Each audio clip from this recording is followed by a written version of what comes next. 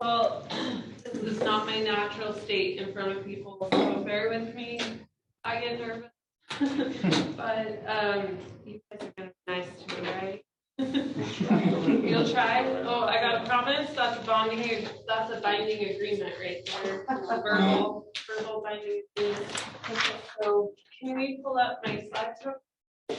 Just to give you a little bit more background on what she was talking about, the provost's office, when I worked at Westminster, I was able to work on, I was coordinator in charge of summer programs when we had high school summer camps come on campus, and I was the coordinator in charge of the Center for China America Business Studies and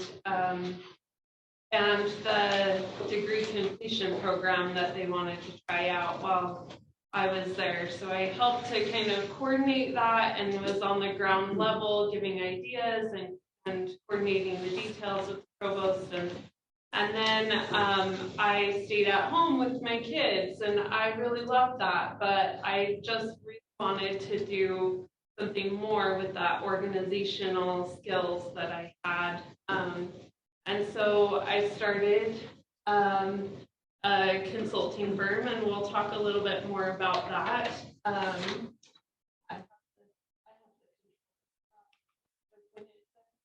Okay, so today we're going to talk about my story, what it's like to be an entrepreneur, different trends in the consulting world, and how this Gerber Business Solutions, my company, was started. And then I'll give you some consulting tips for anybody that wants to be a consultant or is interested in that. And then we'll go to Q&A after that. So my story kind of has a lot to do with my dad and my mom and my great-grandfather. So when I was little, I always wanted to organize things.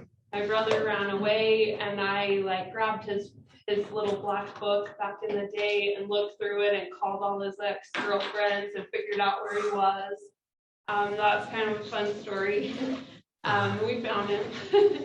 And then I was, probably even before that, I was 7 and I was in my room and I was I had a little calculator and I had a toy phone and I had a little notepad and I was organizing all kinds of stuff. My dad came in the room and he said, "What are you doing?" And I said, "I'm practicing being a secretary because I want to be a secretary when I grow up." All I knew about the secretary thing was that they got to organize stuff, and that was the coolest thing to me then. And my dad, he is a hardworking business owner himself. He he decided to stop working for a company and start doing his own psychology business.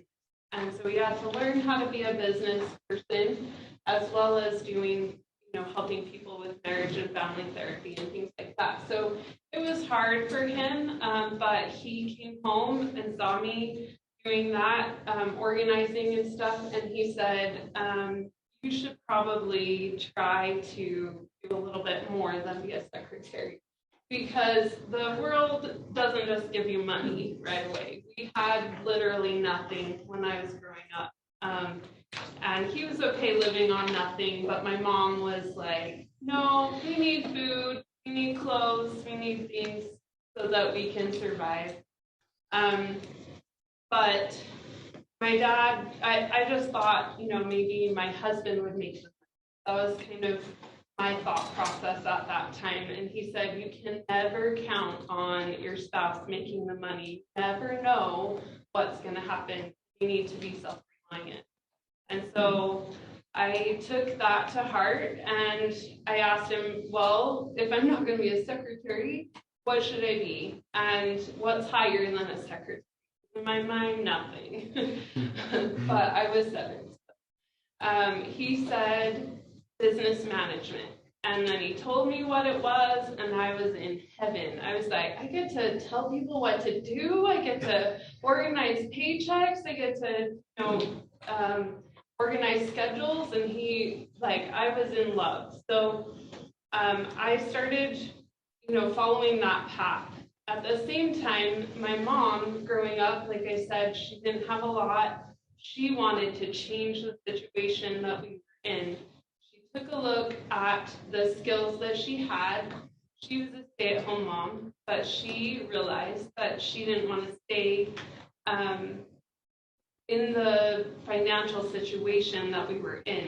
So she went back to school, but she didn't have money to do that. So she opened lots of small businesses that we as kids helped her with. So I kind of started loving small businesses from the time I was little also. It taught me each one of these things. Oh, and then my great-grandfather, he came over from Norway and started a shoe repair shop in Tacoma, Washington, just straight from Norway. He didn't have any money to his name or anything, and opened a business that he then supported his family with. So that also added to why I love small businesses. And again, all of these lessons taught me that we each have skills and talents that are needed in the world. We can change our financial situation if we use those talents and skills, and if we acquire more talents and skills in order to move ourselves forward in life. All we have to do is think about the talents and skills and resources that we have and figure out how to use them for what we need or for what someone else needs. So really, if you're going to be an entrepreneur, I think that that's probably one of the most important keys. It really boils down to just figuring out what you need, what you have, and what other people want. So that leads into what it's like to be an entrepreneur. So you think it sounds like roses and you get to tell people what to do, and it always starts out super exciting, but you get a little whiplash as an entrepreneur. You have hope and you start a business. You have to have a lot of courage, and you get excited because you have this idea and this passion that kind of drives you, and it makes you feel like you can do anything. You have enthusiasm, and then you don't have any clients because you're brand new and you don't know how to get them, or the message isn't going out maybe the right way, and you get in despair and you try stuff and it doesn't work out, and then you have to have hope again and courage, and then you might find success. But even though you go through so many things, this is the constant cycle of entrepreneurs. You might start getting successful, but then you reach a new level where you need hope, courage, enthusiasm again. So it just is something that you kind of have to tell yourself when you are starting out in life or in business. It's just that sometimes there's ups and sometimes there's downs. You might feel like you're going in a rat race or a hamster wheel, but if you take a look at it and you put it on the side, if you're learning and progressing and using those skills and talents that you have, and you're trying to get more information as you go along and change your process, you're actually going on an upward spiral, not a rat race or a hamster wheel. So that's hard to imagine because you keep feeling like things aren't going well. But you kind of have to make sure you have a good support group, and go to therapy maybe, and also just continue giving yourself compassion along the way. There is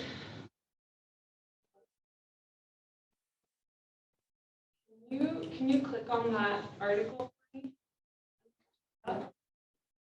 This was a blog article I wrote, and actually it was at a time in my business when I was having a really hard time. So it was written from the core. And 5 steps to establishing business courage and how to build forward.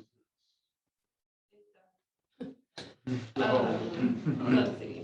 Can you copy and paste the link there and then into your browser and find it.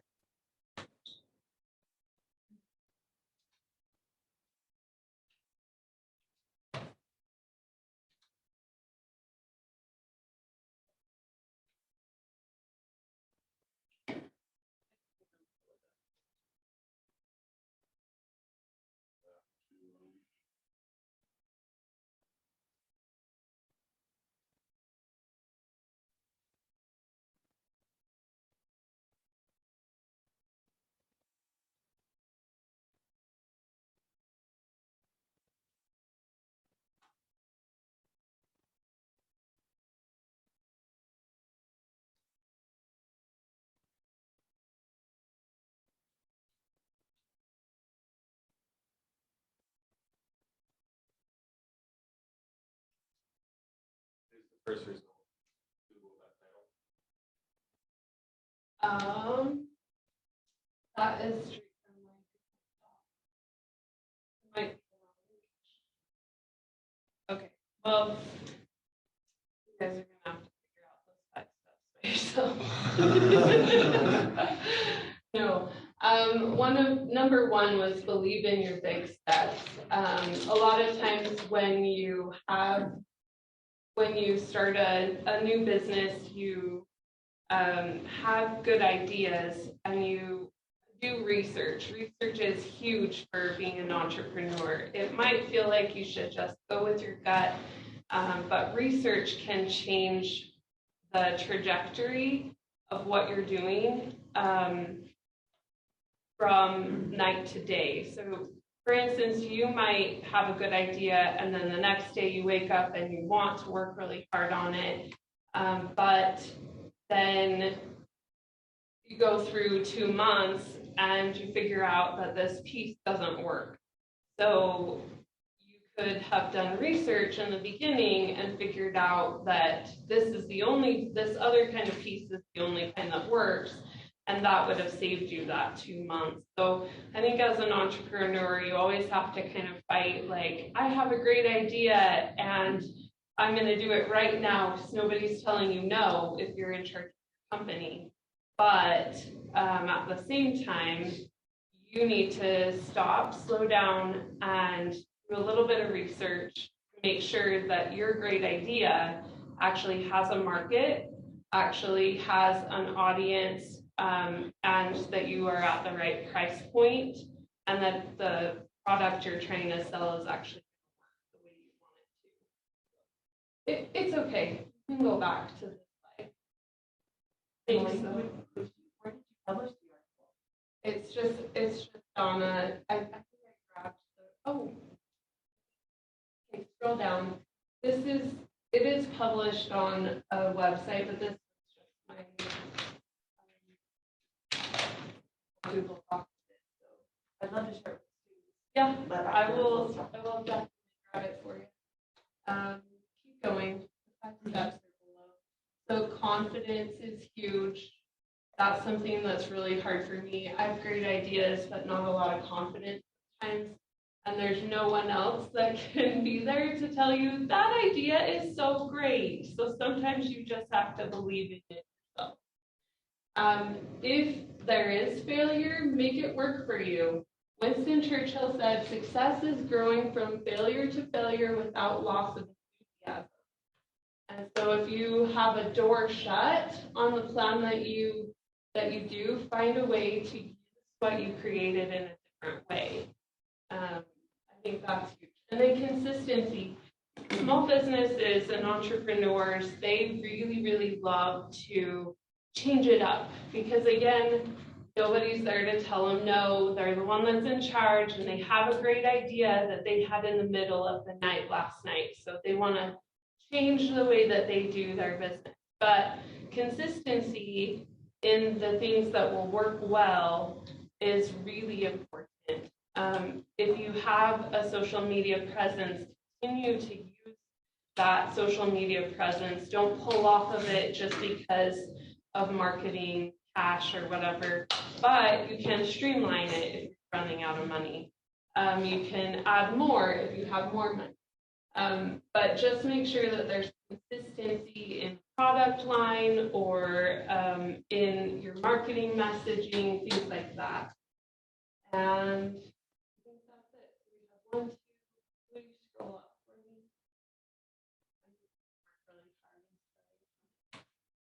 Okay, keep going. Yeah. That's it. You can go back to the slides.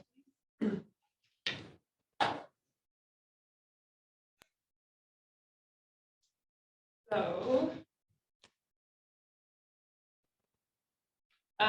one thing, so if we go next to trends in consulting, I think that would be great. So next slide. I forgot I have control of.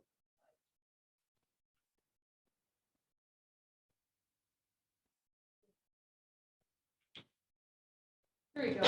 Okay. Oh, sorry. There we go.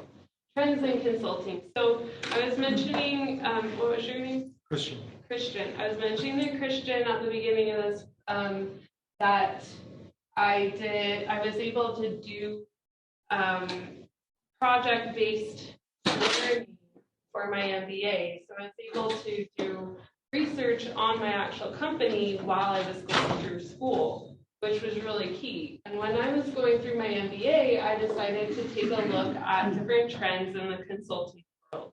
So if you are interested in consulting or small business stuff, this is really interesting.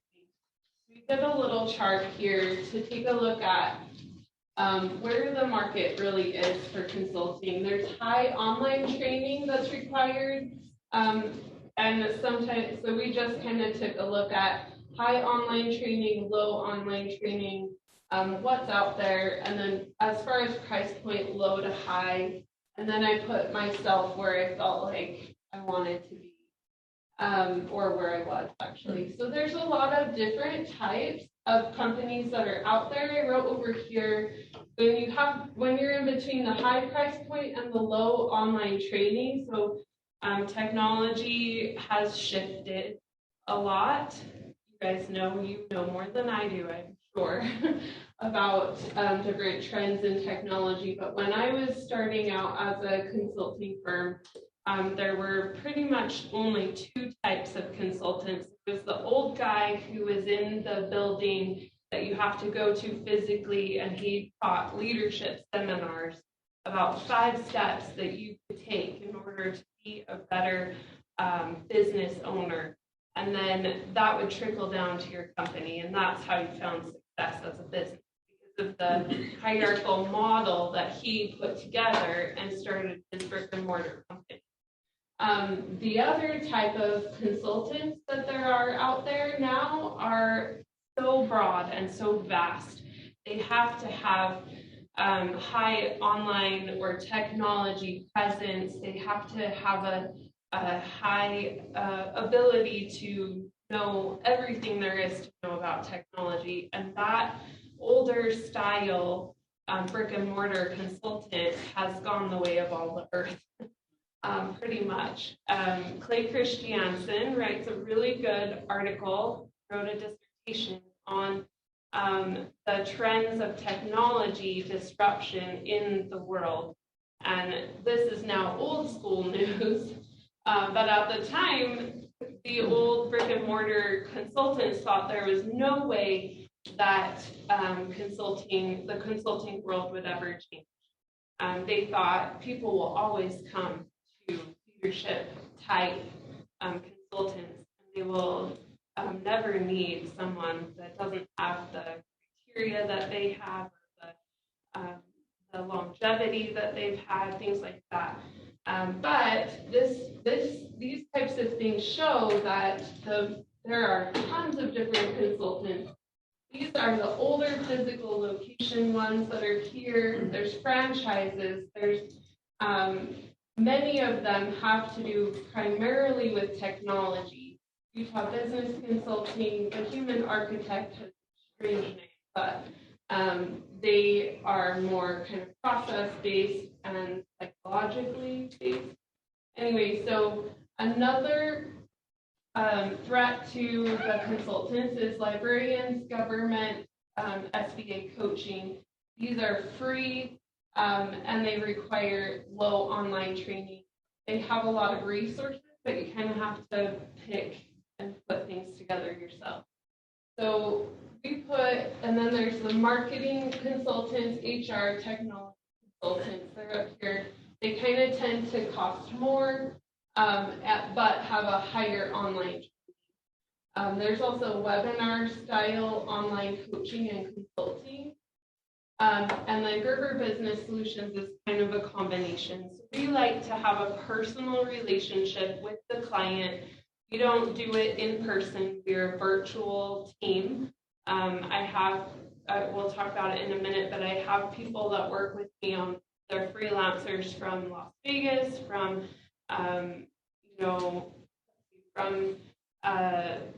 Indianapolis, and then our clients are from all over the U.S. as well. So, and then we focus on marketing process and technology. We don't just focus on leadership seminars or things like that, but we actually do things that the small business owners need. A lot of times they just start a business with their heart and they have a lot of excitement or enthusiasm about the product that they have, but they might not have all the structure or answers that they might need to as far as what the business world requires to have at certain points. We also took a look at how current, this kind of has to do with what we talked about before, relevance in the environment that we're in right now. If you need education, we talked about that too a little bit, like what type of education you need, low education, like not very much, and then as far as if it's relevant in the workplace or not.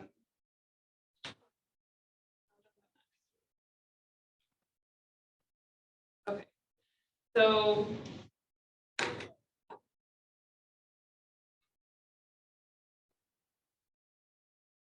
one thing that's really interesting these days, though, is that you can almost replace a consultant with software. A lot of this is another threat to the market, is that there are many different types of software that are out there, and a lot of them have AI included, where you can just type in kind of what your business needs are, and they start to put together a program for you.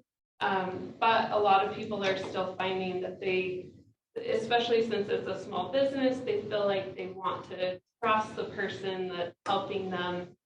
They don't want to leave it up to just technology, but they want to use automation along the way. So they're hiring people like us to kind of help them navigate and give them recommendations on how to integrate software together and how to make their website have better analytics, things like that, and marketing. Talked about demographics. There's 3 different generations of clients that we have.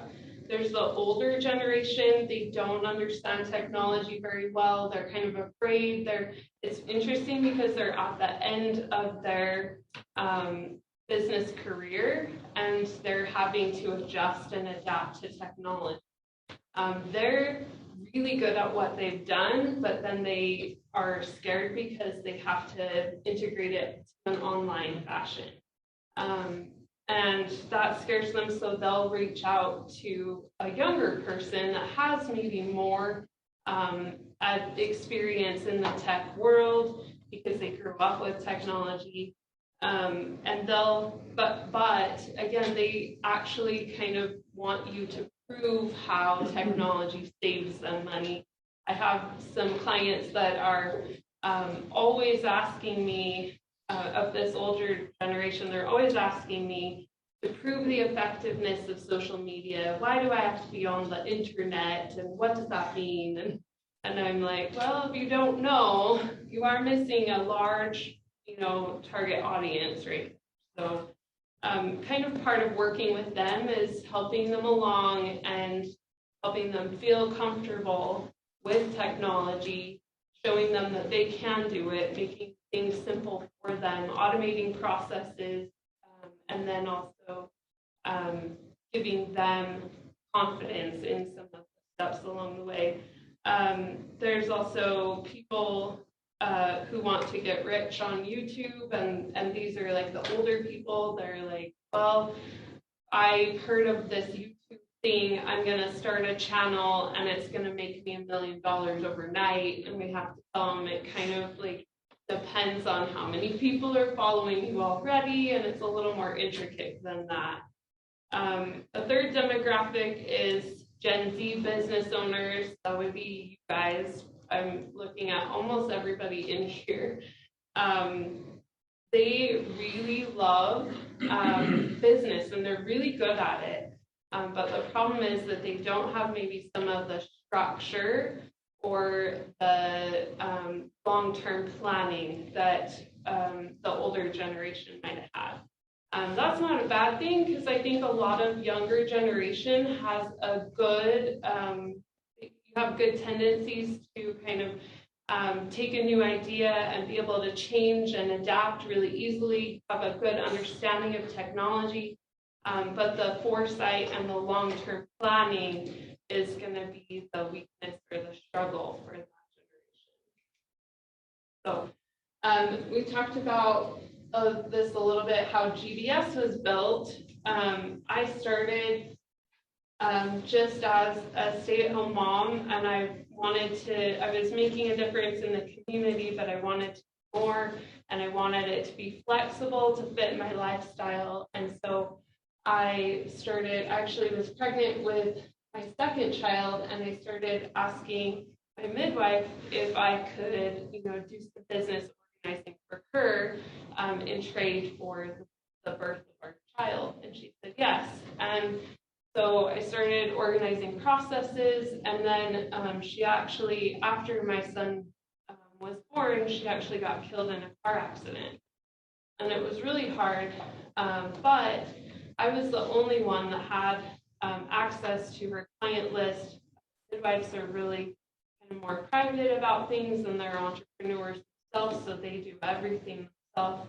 And so she, because I was integrated in her business already, I helped to give her clients to her business partner and organize and combine two businesses together. And that's how I started. And I realized that I really loved organizing businesses, but I didn't want to do it just in one industry. I wanted to do it in all the industries, because every business has things that need to be organized. And a lot of businesses or industries have different things that are always going to be the same about them. And I love just meeting the different business owners. Can you click on this for me? So this is like the last. Here. Actually, let's just skip this. I'll send it out in an email. And then I just wanted to show you kind of Gerber business, how we do things a little bit. We focus on mission, vision. These are the things that we kind of put together. We talk to the clients and we help organize their mission, vision first, and then their website, and then their contact list, and then their social media. Sometimes this happens up here depending on how much what they need to get done, and then their email contact list. And these are just some slides from things that we do with the client, the prospective client. We kind of help them understand how cool we are by telling them about our education, or joint education, our experience, our community impact. We like to volunteer everywhere, and then our reach all across the U.S. This is our team. We have different people from different really great backgrounds. We talk to them about that. We work in all these different industries and have partners. So if you're looking at starting a consultancy, this is kind of what you would have to set up, consulting process, how you do it. We work with them on consultation. We define the project scope, we execute the project, track and review the progress, and get back with the client. And then we get good reviews. And we tell them what they are so that they know how good they are. And then these are all the different services that we offer. We've had to work really hard just with our team of freelancers. We kind of focus on what their strengths are in order to put our products together. And then we put together a timeline for them and so that they know what's happening and at what time. And we have to do work and stuff. And then we ask them to fill out a client survey. So just in closing, I think some of the best tips that I've learned through being a consultant is that there are many different businesses out there. Sometimes I would get really nervous and I would think, I don't have that 5-step plan that other shiny consultancy has. Like, what am I going to be able to offer these businesses? But I had a business coach tell me once that there's many different businesses out there, and each of them needs a different voice to help them along the way. So I would have that apply to each of you in your respective fields. You have many different skills and talents, and if you think that they don't apply in the same way that somebody else's does, that's okay. You're not meant to be a cookie cutter. You're meant to be different. You're meant to have a different approach than other people. You're meant to reach different people in this world than someone else might. And so that can be part of your success story as well. So don't forget about being different is actually great. It gives you an advantage. Market the way you want to market, not necessarily the way other people do. Keep things simple and use the tools and resources that you have available. And don't burn bridges. Okay, so I think that sums it up for what I was going to share. Do you guys have questions for me about consulting? Yeah. Yeah, you were talking about, just kind of faith that you're forward, your efforts are doing something. How do you tell this in such a moment? Yeah, so having faith in yourself to move forward versus just keep hitting the same roadblock over and over and need to change. Right. I think that's where, like, if you feel like you're hitting the same roadblock over and over, maybe do some research. Take a little step back, do some research, and then believe in yourself a little bit more because you have that research that backs either the direction that you're going or the new direction that you found out from that research. And allow the research to be kind of help you figure out that path. Good question. Is that the only good question? You guys know he just got $5. How long ago was your second son born? Like, how long is it take? So this was 10 years ago I started. We just hit the 10-year anniversary.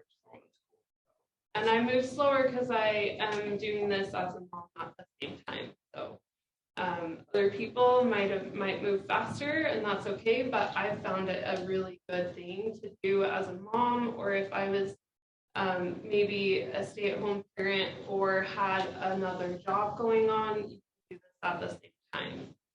If you want to kind of put more fuel into it, you can always. Yeah. So I guess the companies that reach out to you are small businesses, they may be struggling with but they also may not have the resources to reach out. That's probably like a tricky thing about like they want to get the help that they may afford it. Yeah. How do you approach companies that may want to use the resources but are in that position? Yeah, so we love small businesses and we always try to help them because we know what it's like. We keep remembering how hard it is for us too. But that is like, that's the key right there. That's the main struggle for small business. What we've done to try to help them still is we'll either give them tools and resources that they can go utilize on their own, or we'll set up like a one-on-one coaching and set up a strategy that they then follow through on. That might be our strategy, but we'll use that coaching session to give them advice on how to move forward. So they're only paying like one time a month instead of having us do all of it for them. Or we'll just go in, clean it up, and then train them on how to do it. We've got some different ways of like, that's a great question.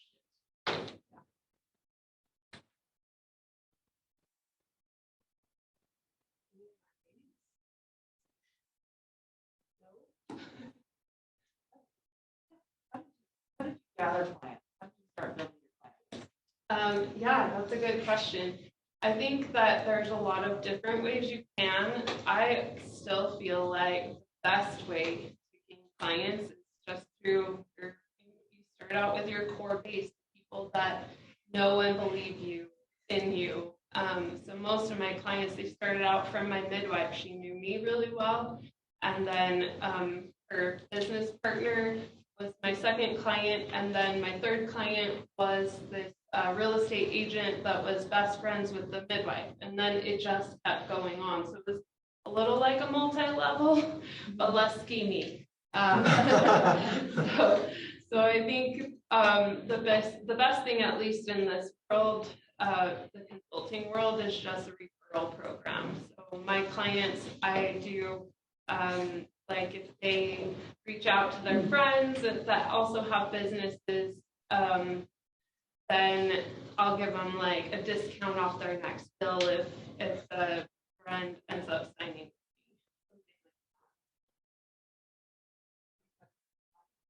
Yeah, so there will be clients that need help, and we try to clean them up, organize them, and send them on their way. We don't do a whole lot of long-term, but they will get cleaned up and then get to the next phase of their business. They'll reach growth, and then they won't know what to do, and they'll reach out to us again. And so we will have repeat clients that come to us at different stages of their business. And I think that's awesome. They keep coming back. That means we're doing something right.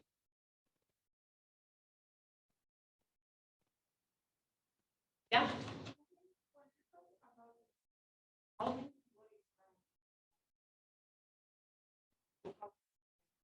So how big? So we do small to medium size, and we've had like from the solopreneur, like just one person running the whole thing, to a medium size, huge construction company that's been our clients. And we do different things based on, kind of their size and what their needs are. We don't try to take over maybe the processes of the medium-sized company because they already have people in place, but we more give them advice on direction and maybe clean up their marketing for them and teach them how to do things. So we'll have maybe anywhere from one, the clients will have anywhere from one employee to hundreds. So it's such a broad range. I saw you guys offer like logo design and stuff like that. So you like have marketing, have business consulting, or is that a separate thing off of both?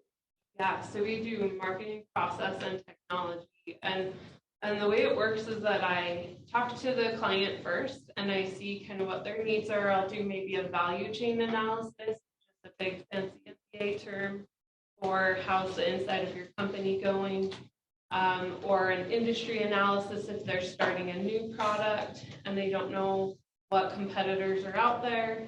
And then I'll set up a strategy and I'll tell them our team can take care of your logo, your website, your Google Analytics. And then do you want us to do all of this, or do you have a team in place already that does some of this stuff? And we'll kind of just put together, customize the plan based on what their needs are. But yeah, marketing, process, technology.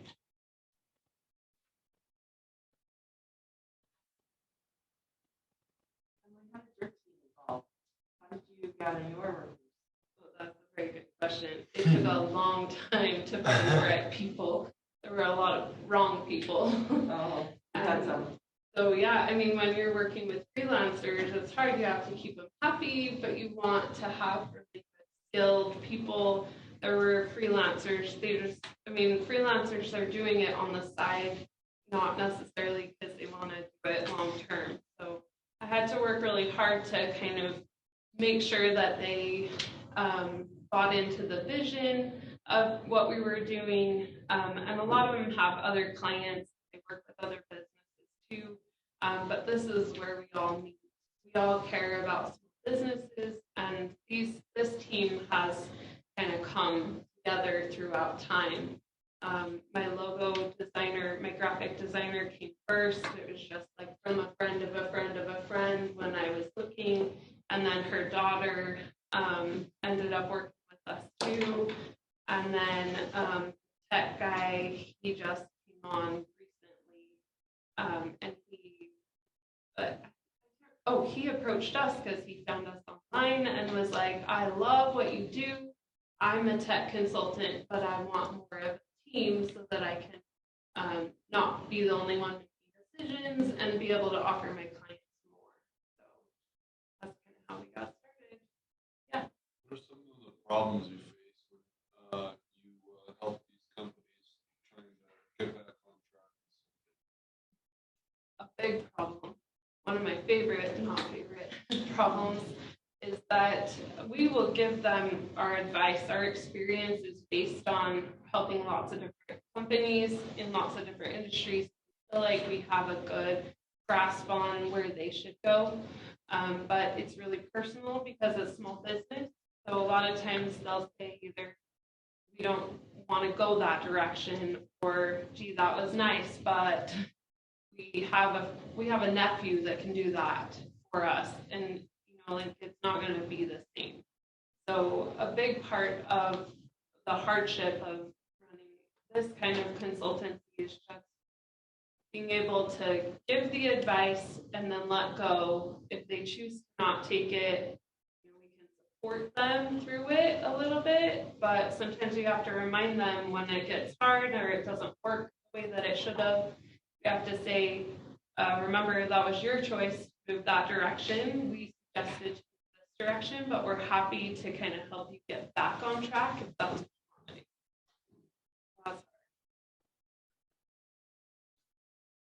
Do you feel like your MBA has helped you in the process, or like would you go a different direction if you went back in time? Yeah, I love that question. We were talking a little bit about that before. How school is really important, but maybe like at some point, just grabbing some of the information you need here and there can be what you need also. I was at a point, my experience might be different, but I was at a point where I would meet with someone and I would just say, okay, tell me about every little thing your business does and where you started and where you ended up and what you think you might help with. It was a really long process. It was very unorganized. And then at the end, I told him, I think you should do this little thing, this little thing, this little thing. And it was like this huge long list, very unorganized. And I felt like there's got to be a better way to do it, but I didn't know how. And so I started looking into an MBA, and that was the tools that I needed to move forward. It gave me value chain analysis, it gave me industry analysis, SLEP analysis, taking a look at all different things, and then being able to utilize which tool they needed in order to help them the best. So it was kind of more of an organized. From that point on, my coaching had just like 3 questions, and then I would meet with someone else from their team and ask them more detailed questions about specific things. I didn't know what I didn't know until I got my MBA. So for me, it was a really good choice. But I think you kind of just have to see where you're at and just what feels right.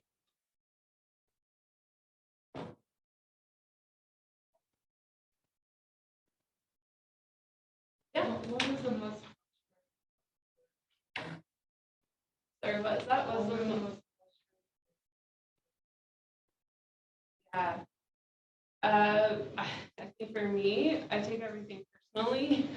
So for me, it was really hard when a client would say, that's too much money, or that I don't want to do that thing like we were talking about. And I would say, like, don't you like me? What's wrong with me?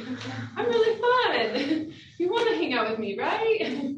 But sometimes it just isn't a fit, just like friends. Like sometimes they might need a different voice than you, or sometimes they're not ready to listen. And I think that, just for me, because I'm an emotional person, I really like to be organized, but I also really like to help people, and that's the main reason that I'm doing it. So it hurts my feelings a little bit when I have to be the boss and be like not offended when they say that didn't help me. But I know it could have, you know. Thank you. That's a really good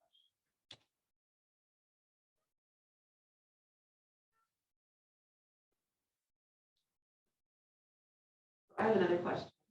So as you talked about the starting out and building this network with your and then that led to some more connections. Were there other ways that you reached out to find connections, like through organizations or associations, women's organizations, things like that as well? Yeah, so we actually partner with the Women's Business Center of Utah too. We've worked on some projects with them, helping them to build their business directory. Some of the things that, you know, they match our values. So we'll work with nonprofits, and then that kind of gets we get to put our little stamp on the bottom of their website because we did some pro bono stuff for them. And it makes us feel good too. And so I think when we first started, it was just me by myself, and then it was the like referral process. But then as we grew and it was more than just me, we also added social media marketing. We also added analytics to make sure that we're tracking things and speaking to the right audience.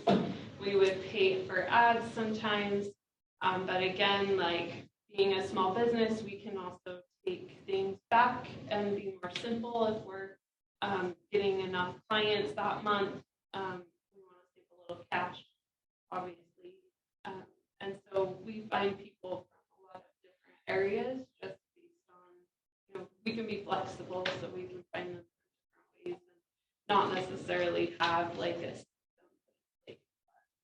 But they mostly come from referrals from clients that we have currently. Yeah. You had problems finding customers for certain businesses, like businesses that have like specialty customers? So are you talking about specific things that we can do for them? Well, my dad runs a business, and he can't really do social media, and he deals with manufacturers and he just you know, like how does he get out there more, because social media doesn't seem like a really good way to put his business out there. His business is more of a get to, not a have to. It's a luxury, and so you know, it's just, you know, how do you get it out there more? You're having problems, you know, trying to find customers. So I'll send you one of these presentations I've done. There's different ways to get customers. We work a lot with business to business also, and that is tricky. We actually have some insurance clients that can't, like they literally can't post things online without them going through their legal team first, and things like that, which makes it really hard to get their email. I would say that even with business to business, it's a good thing to have some type of, even if it's not all the time, history going on social media or kind of a website, because that helps. It's more of when people hear about you, they need somewhere to go. Blog articles that help people understand what type of business you run or how you can help in different industries, how you've helped before. All these kind of things are, when we talk with the older consultants that aren't sure how to use technology, we kind of tell them stepping out into the virtual world is kind of like going to networking events, except for you're trying to be people's friend and you're not necessarily trying to get business. But you need to kind of help people understand, this is mission, vision, values, and goals, help people understand what type of company you are. That kind of thing needs to happen somewhere. So if it's not happening on social media, because that might not be the best place, then maybe an email newsletter that goes out to different people that they've contacted before, or maybe just keeping the website up to date with blog articles. Well, my like dad that. kind of has problems doing stuff like that, just because, like, when he pitches these ideas, his business to these companies, he's like one of the only people in the United States that does what he does, and so he feels really passionate about pitching his ideas to these companies, and and plus he doesn't want other people like taking his idea.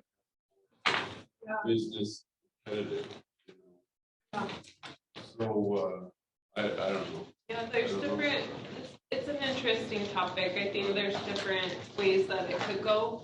Sometimes the older school people, they want to keep their plans really close to them and their business strategies. The newer way of thinking is that you share all of your advice, and that might not be the right direction for privatized information, but the newer way is to share like 50% of the information to show people your mark, to show them that you know what you're talking about, credibility, build credibility.